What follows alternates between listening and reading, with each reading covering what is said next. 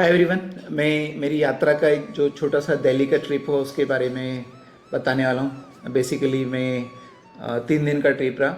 मैंने कहा था ना मैं किताब लिख रहा हूँ और इस समय बस के द्वारा ट्रेवल नहीं हो रहा है। मैं भोपाल में रह के एनर्जी स्वराज फाउंडेशन का ऑफिस जहाँ पे बैठा हूँ वहाँ पे रह के काम कर रहा हूँ। पर बीच में जो प्रोग्राम आ रहे हैं तो मैं 3 दिन के लिए दिल्ली का प्रोग्राम था।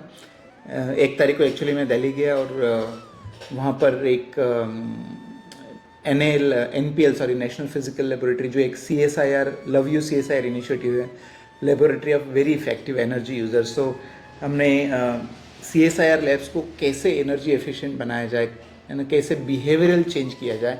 And thanks to the management every CSIR lab is trying to do that. और मैं हर जगह ट्राई करता हूँ कि लैब में जाके विजिट करूँ, उनसे बात करूँ, टिप्स दूँ कैसे किया जा सके। तो CSIR NPL में भी गया, वहाँ पे एक टॉक भी हुआ। बहुत ज़्यादा लोग थे नहीं थे टॉक में, बट काफ़ी मुझे अच्छा लगा, एंजॉय किया बात करके। और फिर उसके साथ इसलिए भी दिल्ली गया था क्योंकि NDTV का एक इंफ्राशक्ति अवार्ड था, मुझे नॉमिनेट किया गया था।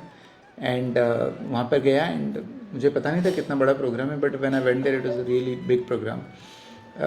वहाँ पे मिस्टर प्रणव अदानी आए थे, मतलब कई सारे बिजनेसमैन थे।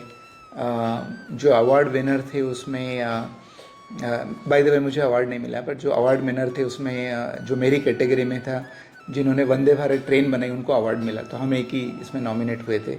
तो मुझे बिल्कुल अफसोस नहीं हुआ कि मुझे नहीं मिला, क्योंकि उन्होंने इतना बड़ा काम किया है। साथ में NDTV के जो MD थे वो लोग थे। NDTV के कई सारे जर्नलिस्ट थे, उनसे मुलाकात का मौका मिला। एक रिकी रैग थे, एक सिंगर है, ग्रामी अवार्ड विनर है, वो वहाँ पर थे। तो काफ़ी अच्छा रहा, इंटरेक्शन रहा। राजेंद्र जी फिर मिल गए, उनके साथ इस बार बहुत विस्तार से चर्चा हुई जो इंदौर में नहीं हो पाई थी। तो एक वो अवार्ड फंक्शन में जाना अच्छा रहा। कई सारे जर्नलिस्ट ने रिसर्च करके रखी थी मेरे ऊपर क्योंकि वो नॉमिनेशन किया। बीच में जो गैप मिला था, मैं अपनी किताब का भी काम कर रहा था।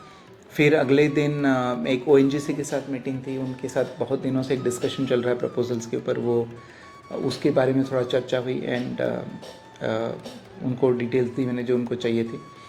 बचे हुए समय में अपनी किताब का काम किया। फिर अगले दिन CSIR का एक ये जो इनिशिएटिव चल रहा है लव यू CSIR, उसका एक रिव्यू होना था। तो वहाँ पे जो अधिकारी थे उनके साथ रिव्यू किया।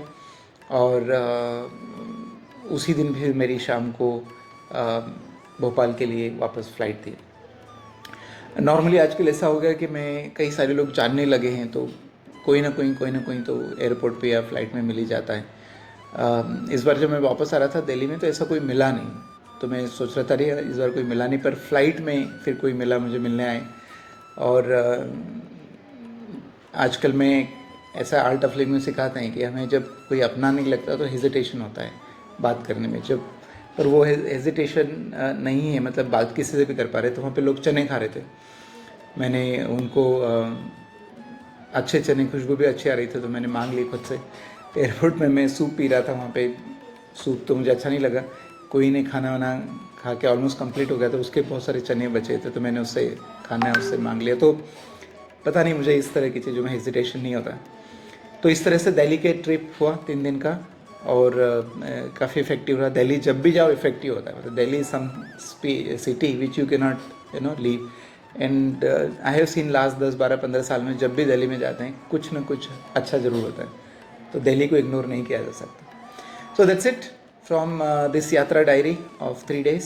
फिर मिलते हैं, यात्रा के बारे में डिटेल बात करते रहेंगे, कहाँ क्या क्या चल रहा है। Bye bye.